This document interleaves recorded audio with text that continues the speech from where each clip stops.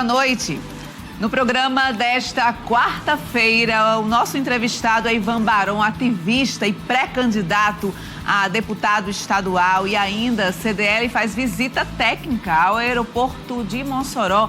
Professores da rede municipal aprovam parada de advertência. O cenário político já está no ar.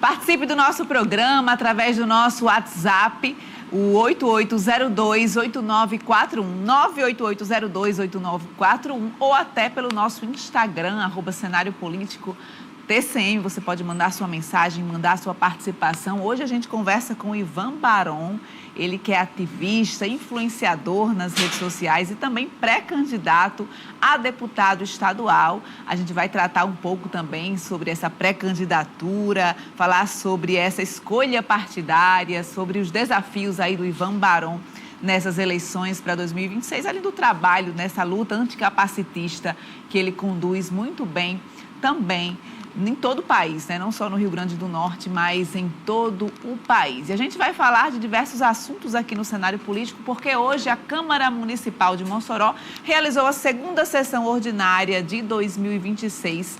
Na manhã desta quarta-feira, o nosso jornalismo acompanhou. A sessão foi marcada por uma baixa presença por parte dos parlamentares, mas que ainda assim gerou discussões importantes e a apresentação de novos projetos. O processo de articulação para a criação de uma comissão especial de inquérito, a CEI, que investigaria possíveis desvios de recursos públicos na saúde, falado por parlamentares na primeira sessão, foi mencionado novamente. Eu pedi a instauração da CEI para dar resposta ao povo de Mossoró sobre a matemática de Mossoró, assim como a gente também já tinha pedido e foi derrubado pela situação, um pedido de uma CEI o ano passado, quando a gente já ouvia relatos de possíveis esquemas de propina dos 4%, e a gente vai travando aqui esse diálogo dizendo que não é um caso isolado. Há indícios de corrupção apontados nessa gestão em diversos momentos que a gente vai acompanhando no cotidiano. E aqui na Câmara, além desse desafio, é a gente principalmente elaborar leis e fazer o debate do que muda de fato a vida das pessoas no cotidiano. Olha, aqui é uma casa plural, a maioria decide, né?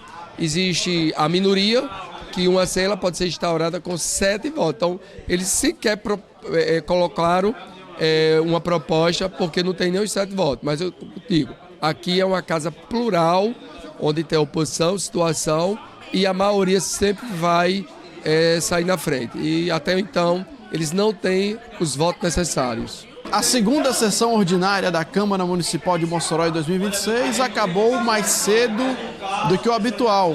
Com algumas ausências, o presidente Genilson Alves deu a sessão por encerrada com menos de 1 hora de duração. Os trabalhos serão retomados na próxima semana.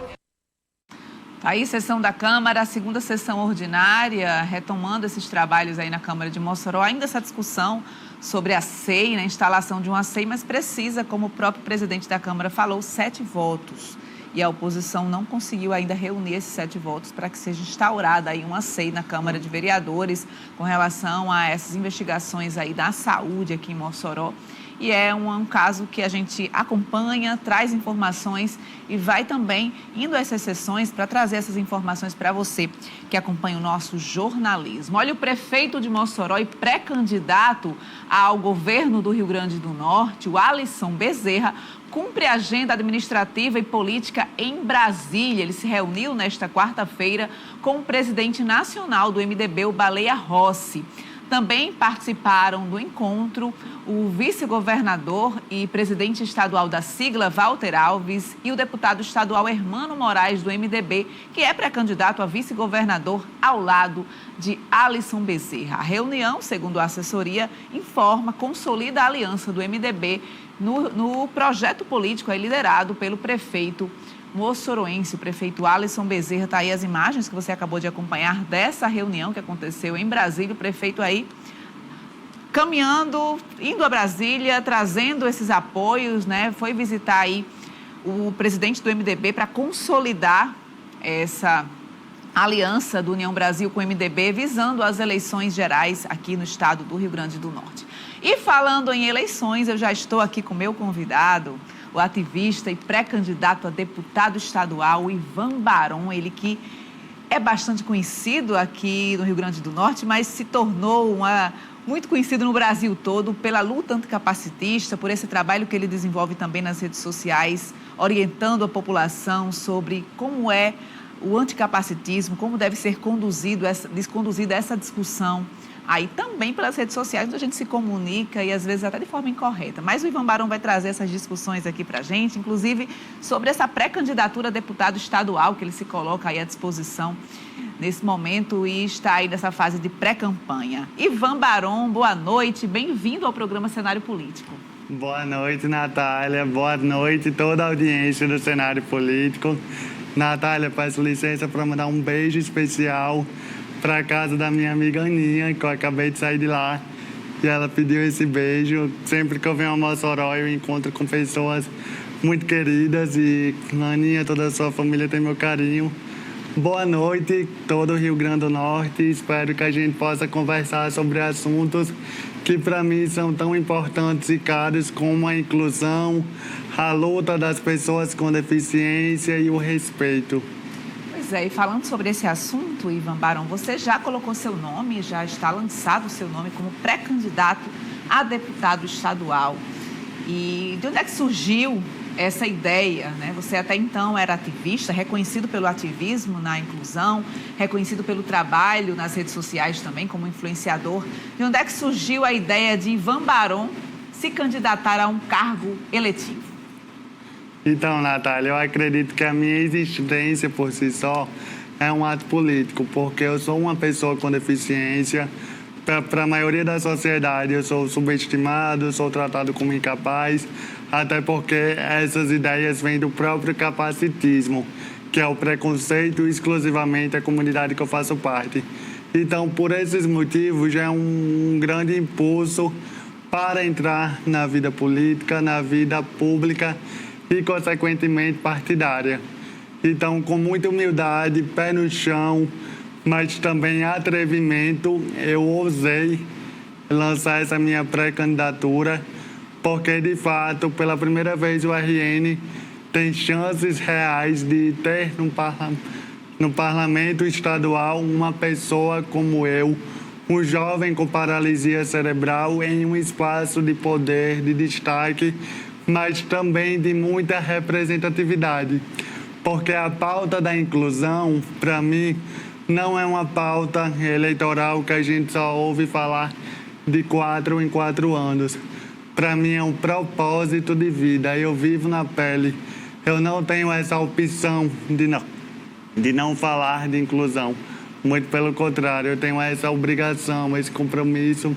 E eu acredito que é dentro das vias políticas partidárias que a gente consegue, de fato, trazer mais direitos, trazer mais respeito e inclusão para pessoas que, infelizmente, ainda são tão esquecidas pelo poder público. E aí, Ivan, você colocou o seu nome já como pré-candidato a deputado estadual, mas ainda tem questões a serem definidas em relação ao partido político. Você estava no MDB, inclusive se filiou recentemente ao MDB, mas já anunciou que sai do projeto político do MDB. O MDB, inclusive, que a gente trouxe agora, esse assunto relacionado ao vice-governador Walter Alves, que anunciou que vai estar junto com o prefeito Alisson Bezerra, pré-candidato aí nessa chapa que inclui União Brasil e outros partidos, né? Por que essa saída do MDB tão recente, né? Se filiou e logo quis se desfiliar do MDB. Olha, eu tenho 28 anos de idade e durante toda a minha trajetória é comum que a gente cometa erros, que a gente escolha rotas que não deveriam ser as mais viáveis e foi o que aconteceu. Com muito respeito, gratidão, eu me desfilio ao MDB e eu falo isso ao presidente estadual do partido, porém, por um motivo bem óbvio, que o partido escolheu um palanque que não me cabe, que é o palanque ao lado do prefeito de Mossoró. Eu acredito que isso não condiz com as bandeiras que eu levanto, com os meus princípios, que é de fato um RN com avanço, mais justo e inclusivo, que pense na vida e respeite essas pessoas com ou sem deficiência. Olha, o Sindicerp, um sindicato dos servidores públicos municipais, se reuniu na manhã desta quarta-feira e decidiu por uma parada de advertência que será na próxima semana. O indicativo de greve foi a pauta central da reunião realizada pelo Sindicato dos Servidores Públicos Municipais, o Sindicerp, na manhã desta quarta-feira. Uma das principais reclamações diz respeito a uma defasagem salarial, que, de acordo com a entidade, já está na casa dos 27,5%.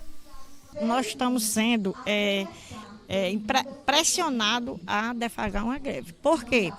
Porque até agora o prefeito não recebeu o sindicato para debater, para conversar. Ele anunciou, né, que ia dar o reajuste, mas não sentou com o sindicato para conversar. Porque não só é reajuste, nós temos licenças vencidas. O secretário de Educação chamasse o sindicato, nós íamos sentar e conversar. Agora, não dá para ficar sem resposta.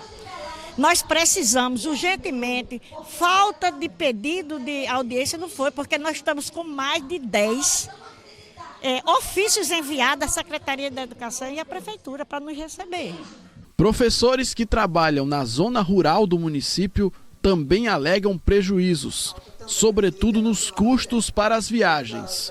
Alguns deles alegam estar pagando para trabalhar. Nós estamos desde 2014, 15, sem qualquer reajuste do auxílio deslocamento. Ou seja, se nós contabilizarmos o custo do transporte, do combustível e tudo mais, não compensa, né? R$350 é o que nos é repassado de auxílio deslocamento. O que é que a gente faz com isso? Não dá sequer para a gasolina da semana. Então, nós também queremos o reajuste do auxílio deslocamento. Para além das questões do acesso, né? A estrada, todo mundo conhece a estrada da Lagoinha, não tem condições de tráfego normalmente. Então, é um outro grau de dificuldade, né? Ou seja, todo mês a gente tem que estar com o carro na oficina. Então, se a gente tiver que pagar para trabalhar, infelizmente fica inviável. Já os docentes que atuam há mais tempo na área lamentam a atual situação e citam a ausência de um plano de carreira definido para a classe. É difícil para as pessoas entenderem, mas além do reajuste do piso, que o piso é feito em 40 horas inicial, a gente tem um plano de cargo, carreira e salário, né? E esse plano de cargo, carreira e salário, você, à medida que você vai fazendo os seus cursos de especialização, mestrado, doutorado, você vai ganhando um percentual em cima. E também a cada 3 anos também você passa para uma letra seguinte, né?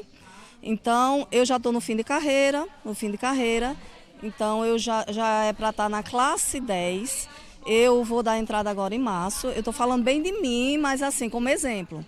E aí, a gente percebe que não está saindo também essas progressões, né? Alguns professores já deram entrada, apesar de que o prefeito fala nas redes sociais dele de que vai ser automático, essas progressões não estão saindo. A assembleia realizada na manhã desta quarta-feira definiu que o sindicato permanece em estado de greve.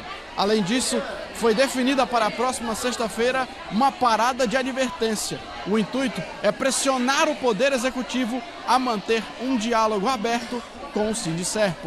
Só sabe o que é uma sala de aula quem realmente está dentro dela. E nós, professores do município de Mossoró, levamos a educação nas costas. Porque nós temos aí resultados belíssimos do IF, não teve um agradecimento aos professores. Gente, isso é demais, porque quem faz a educação de Mossoró somos nós.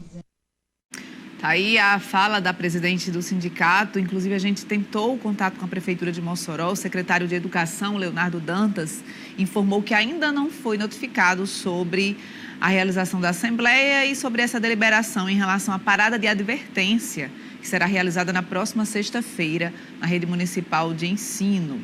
E tem outros pontos também questionados pelo sindicato. A gente vai trazer também o secretário Leonardo Dantas para conversar com a gente sobre esses movimentos, essa mobilização e aguardar também esse projeto anunciado pelo prefeito Alisson Bezerra para encaminhamento à Câmara de reajuste do piso. Saber de quanto vai ser esse percentual anunciado aí pelo prefeito Alisson Bezerra. Olha, mandar aqui um alô rapidinho para para deixa eu ver quem é ele, é o Cosme Roque, ele está parabenizando por ter ficado no lugar de Vonúvio, né? E diz que amanhã tem Terço dos Homens na Casa da Mãe Rainha às 6 horas da noite, Sargento Niel e Dona Anitta também lá no Sumaré, o casal Nonato Gomes e Edilene no Van Rosado, o pessoal aqui participando do programa. Gente, vamos lá continuar a nossa entrevista com Ivan Barão, ativista, pré-candidato a deputado estadual. Eu perguntei ao Ivan, antes da virada do bloco, sobre o seu futuro partidário, né? Eu já vi entrevistas que Ivan disse que pretende se filiar a um dos partidos que compõem a Federação Brasil da Esperança, que faz parte o PT, o PV e o PCdoB. Então, qual é o destino de Ivan Barão em relação a partido político? Já foi definido, Ivan? Já foi definido. O meu caminho natural é sim o PT, Partido dos Trabalhadores. Tive a honra de receber o convite do próprio presidente Lula, da companheira Janja e também de braços abertos da presidente estadual, a vereadora Samanda Alves, além de todo o time que compõe a federação, porque eu acredito que o discurso precisa estar alinhado com a prática. E sim, dentro desse campo democrático, desse campo progressista, tem o projeto de um RN que eu acredito que é o melhor, ao meu ver, tanto para a luta da inclusão, o respeito à diversidade e a felicidade, né, do povo potiguar. Então, em breve vai acontecer o ato de filiação e de cabeça erguida vamos percorrer os 4 cantos desse estado, porque eu sempre digo, inclusão não deve ter um partido específico, mas deve ter lado. E esse lado é o que eu escolhi, o lado que enxerga a pessoa antes da deficiência, que coloca a pauta dentro do orçamento e não ver as minhas necessidades específicas como um gasto a mais, mas pelo contrário, como um investimento. E que pessoas com deficiência não devem ser tratadas como um problema, como incapazes, devem sim ser reconhecidas como sujeitos de direitos, mas também de deveres. Vale aqui ressaltar. Hoje, o nosso estado, o governo da professora Fátima Bezerra, foi o governo que mais convocou professores da educação especial, coisa que em vários municípios do estado não acontece pelos poderes executivos. E aqui eu ouso dizer, é muito triste para uma mãe ou para um pai não poder levar o seu filho para a escola porque não tem um professor auxiliar. Ou até leva, Natália, de meio-dia, mais de 2 precisa voltar porque não tem com quem fique com ele. Então, além de ser uma pauta das pessoas com deficiência, também é uma pauta sobre o direito das mulheres, porque estatísticas mostram que 78% dos homens, quando descobrem o diagnóstico dos seus filhos, abandonam os seus lares por conta da deficiência, e quem é que fica são as mães, são as mulheres, e essas mulheres não têm mais condições de trabalhar. Então, é com todo esse discurso, mas também não fico preso apenas às palavras, e sim atitudes, que a gente precisa informar, precisa mostrar qual lado realmente defende os interesses da inclusão. E como eu falei anteriormente, eu tenho legitimidade, eu vivo na pele a pauta, né? Então, a luta de Ivan é a luta de mais de 285 mil potiguares, segundo dados do IBGE 2022. Essas pessoas que, infelizmente, não estão sendo representadas, não estão tendo as suas vozes ouvidas, porque é muito melhor do que os outros escolherem por nós, é a gente mesmo opinar. Isso você falou interessante, Ivan, da representatividade, né? Em termos de ocupação de espaços públicos da pessoa com deficiência. Você tem um dado sobre isso? De quantas pessoas com deficiência hoje ocupam espaços no Poder Legislativo, aqui no Rio Grande do Norte, Congresso Nacional? Como é que está hoje essa representatividade?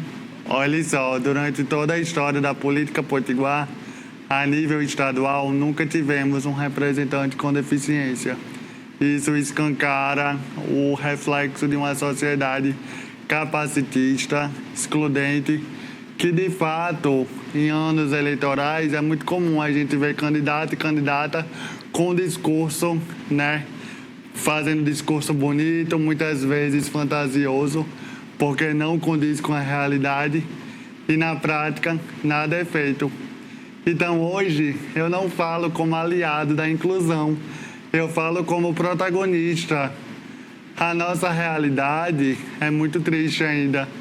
É muito triste ver a exclusão não só na escola. Recentemente foram noticiados em vários veículos o caso de Apodi, um jovem curtindo o carnaval por causa de uma falta de capacitação e até mesmo um ato criminoso de supostos seguranças agrediram ele por ser surdo e não entender o comando comunicacional. Mas também não fica preso apenas a festas de carnaval, o capacitismo fica no próprio sistema de saúde.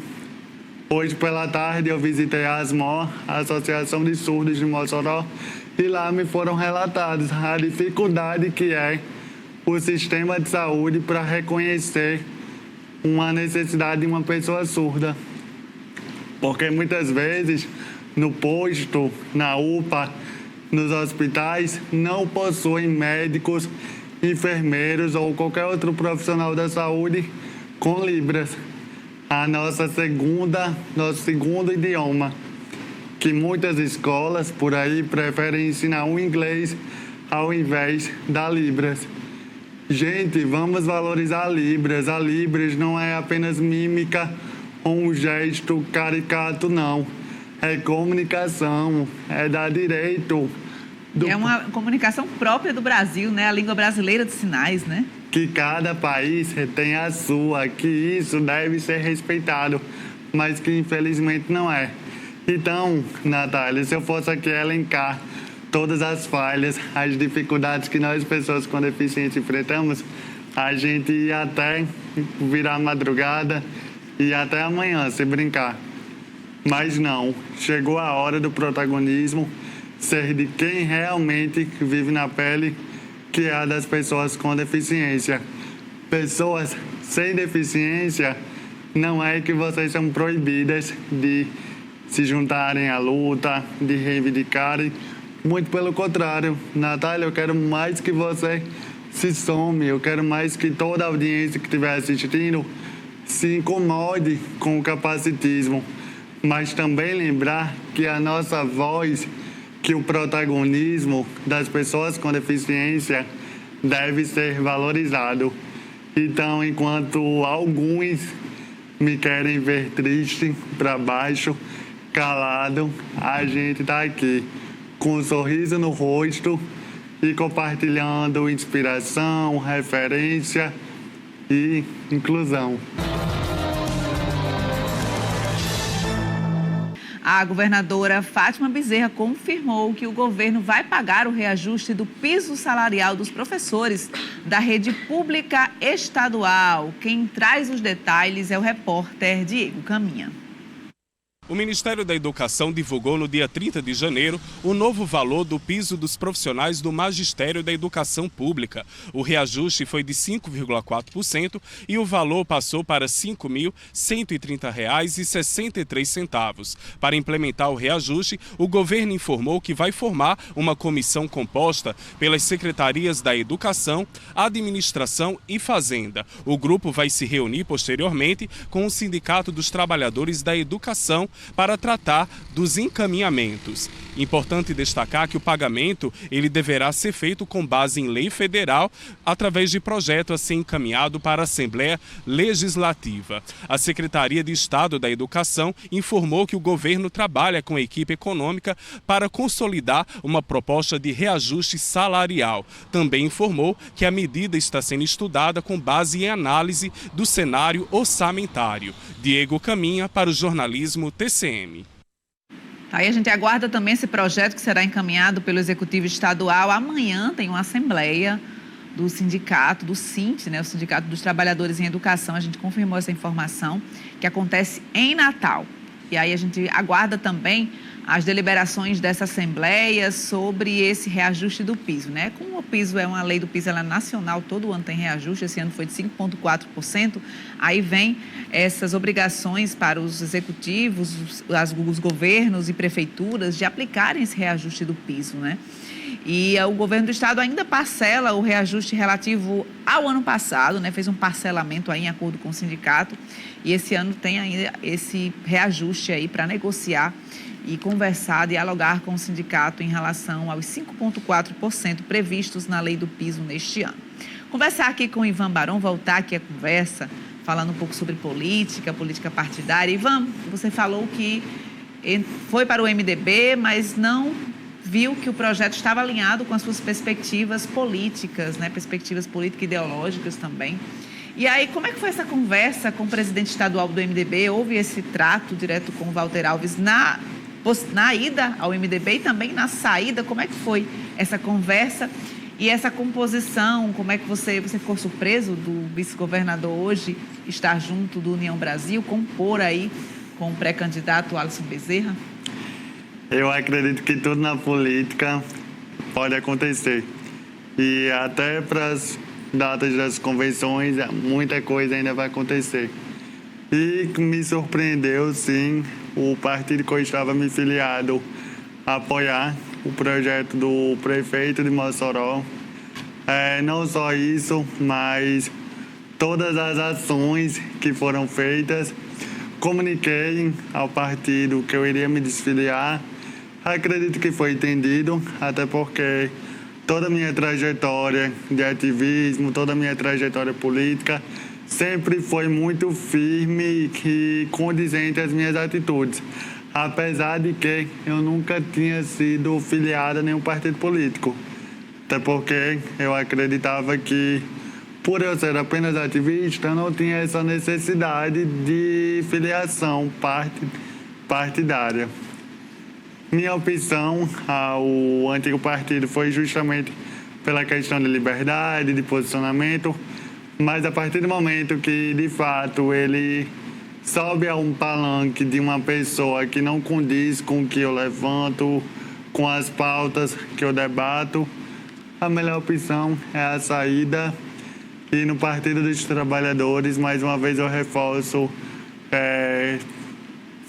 tive o convite do presidente Lula, do presidente nacional, todo o apoio da executiva estadual e espero construir um ótimo projeto, de preferência com êxito, mas acima de tudo com o objetivo de representar a inclusão,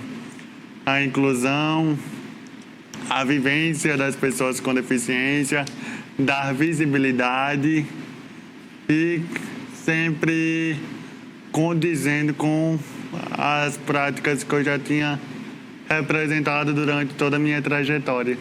Tem uma participação aqui da Rucinete Costa, lá do Van Rosado. Ela diz que é PCD, servidora pública, e parabeniza o Ivan Barão. Ela disse que nós, PCDs, precisamos de inclusão, não podemos deixar os direitos que foram conquistados através de muitas lutas serem perdidos e dar um não ao retrocesso em relação a essas políticas públicas voltadas à inclusão. Ivan, você ficou muito conhecido, já era bastante conhecido nas redes sociais, mas também foi bastante reconhecido quando subiu a rampa com o presidente Lula, quando ele assumiu ali o mandato, né, esse terceiro mandato como presidente da República. E, na época, outras representações ali estavam juntas, né? Uma pessoa indígena, né? Uma pessoa com deficiência, né? Foi a composição que foi feita ali para o presidente Lula, né? E aí, depois que o presidente assumiu o governo do presidente Lula, eu vi que você fez algumas críticas também ao governo do PT. Houve algumas suspensões de BPC, que é o benefício de prestação continuada, que é um benefício social que vem também através do cadastro único. As pessoas têm acesso ao BPC para pessoas com deficiência, pessoas com vulnerabilidade social, e você fez algumas críticas nesse sentido. Como é que você vê hoje esse trabalho da inclusão e esse tipo de ação do governo, esse tipo de relação com o governo em relação a essas políticas públicas e a esses benefícios específicos? Isso tudo reforça mais uma vez que, independente do partido que eu estiver, eu não irei me calar. porque muito se esperava, a partir do dia 1º de janeiro de 2023, que eu iria passar pano, que eu iria fechar os olhos a qualquer atitude capacitista ou ameaça aos direitos das pessoas com deficiência. Mas não, muito pelo contrário, eu sempre estava lá me posicionando e expressando com uma opinião divergente, não fazendo oposição por oposição, porque eu acredito que isso não contribui em nada, ataques pessoais e tentativas antidemocráticas, mas sempre opinando e dando voz a uma comunidade que eu tive o privilégio de representar na subida da rampa. Então, essa ameaça dos cortes do BPC foi algo real, mas que não foi avançado. Muito pelo contrário. Você acompanhou todo esse processo, né, Ivan?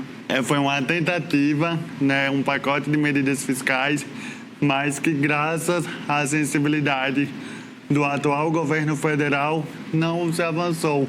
Até porque não faria sentido um governo que se diz representar os mais vulneráveis cometer esse ataque. Então, acredito que foi uma atitude precipitada, mas com muita rapidez solucionada. Então, sempre é isso. Eu acredito que essas falhas acontecem justamente pela ausência de pessoas com deficiência em espaços de representatividade, poder e decisão. Hoje, por exemplo, eu ocupo uma cadeira no Conselhão da Presidência, local onde pessoas da sociedade civil podem opinar, inclusive na construção de projetos de leis, coisa que em governos anteriores não existia.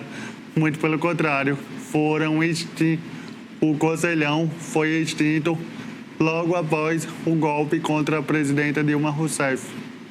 E aí, Ivan, você falando sobre essas articulações nacionais, vamos trazer aqui para o fato local. Você esteve em Mossoró recentemente, né? Participou de uma sessão lá na Câmara Municipal, bem movimentada, uma sessão que tratava sobre essa discussão envolvendo a inclusão também aqui na cidade. E aí, naquele momento, o que é que você percebeu em relação a esse trato com a inclusão aqui no âmbito do poder público em Mossoró? Eu vim para uma audiência ano passado, se eu não me engano, uma audiência promovida pelas vereadoras Marleide e Plúvia, vereadoras de oposição, que para mim eu acho uma vergonha apenas 2 vereadoras se posicionarem com um assunto tão importante que foi o ato do programa Incluir. Nessa audiência, eu pude relatar que o programa enviado pela Secretaria de Educação do prefeito de Mossoró de inclusão não tinha nada, era apenas uma maquiagem. E de maquiagem a gente só usa quando vai para uma festa. Quando a gente vai, de fato, tratar da vida de pessoas vulneráveis, principalmente tratando da educação, não deve ser vista de qualquer maneira. E lá eu expliquei porque, se eu não me engano, o projeto tem como objetivo colocar alunos do ensino médio para auxiliar estudantes com deficiência. Muitas vezes esses alunos não são preparados, não têm experiência necessária. Isso só prejudica o ensino e a qualidade desses estudantes com deficiência. Então, é muito importante as mães e os pais atípicos que estão nos assistindo se atentar, muitas vezes, nesses programas de governo que se dizem ser inclusivos, mas que no conteúdo reflete efeito contrário. E aí, falando dessa perspectiva da inclusão, aqui na rede municipal de ensino, dados do município, mas também da rede estadual, a gente percebe um aumento significativo de pessoas com deficiência matriculadas na rede, sobretudo crianças diagnosticadas no transtorno do espectro autista, né? E aí é justamente, inclusive, do que trata o programa Incluir, porque o programa Incluir, ele tem essa vinda de auxiliares para dar esse suporte pedagógico em sala de aula. E aí, como é que você, Ivan, chegando à Assembleia Legislativa, como é que você enxerga a formatação de programas desse tipo E também essa ideia de auxiliares, de escolas mais inclusivas na rede pública de ensino, tanto na rede municipal como na rede estadual. A gente tem a rede de ensino municipal que abrange até o ensino fundamental, a gente chega na rede estadual que é o ensino médio, né? Então, como é que você vê hoje esses programas para dar suporte a esses estudantes com deficiência, que estão no transtorno do espectro autista, matriculados na rede? Como é que você acha que é o modelo que deve funcionar para que a inclusão de fato aconteça?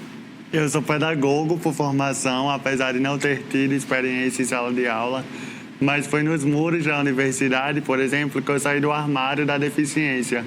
Eu pude, de fato, ter orgulho da condição que eu tinha e entender todo o sistema, porque nós crescemos acreditando que nós não somos capazes, que a gente não pode, por exemplo, ser uma fonte de inspiração para outros, porque na escola ainda não é um ambiente 100% diverso, 100% inclusivo, e não devemos depositar a culpa em apenas uma pessoa, como é o caso das professoras.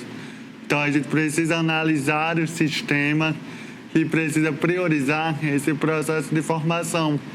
Na pedagogia, hoje é um curso de licenciatura, nós não temos um olhar diferencial para cada especificidade.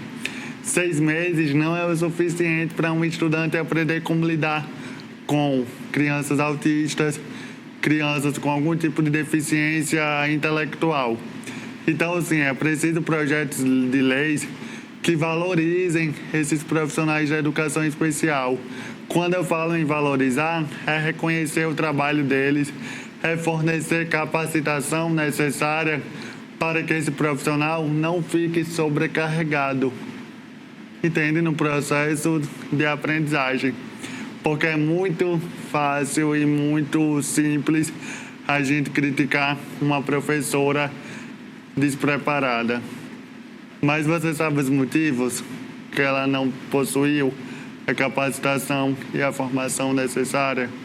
Não, eu sei a dor que é de uma mãe, de um pai, porque eu vi a minha mãe, eu vi meu pai chorando muitas vezes porque eu não era incluído, mas a culpa é de um sistema. Então hoje a gente não possui, por exemplo, um curso de formação específica sobre anticapacitismo. Muitos profissionais da educação sequer sabem o que é capacitismo. Para eles é até um palavrão. E não é. Capacitismo, assim como racismo, machismo, LGBTfobia, deve sim ser ensinado em sala de aula, para que crianças, jovens, se tornem adultos mais inclusivos, mais abertos à diversidade, para que não vejam a minha condição, a minha paralisia cerebral, como um problema ou até mesmo um motivo de piada. Então, é na raiz que a gente deve solucionar o problema. Eu agradeço a Ivan Barão aqui pela participação no programa Cenário Político, pela contribuição. Mandar um alô também para Graça Nunes aqui participando, presidente da AMOR, Associação de pessoas, de mães de pessoas com autismo e TDAH de Mossoró e região. Obrigada, Ivan. Obrigado. Boa sorte aí nesse processo, nesse projeto para 2026. Obrigado, Natália. Muito obrigado pela recepção, Você é sempre muito elegante e carinhosa. E agradeço a toda a audiência da TCM, todo o povo do Rio Grande do Norte. Em breve estaremos aí juntos em algum município do estado, levando essa mensagem da inclusão. E o cenário político de hoje fica por aqui. A você, uma boa noite. Até amanhã.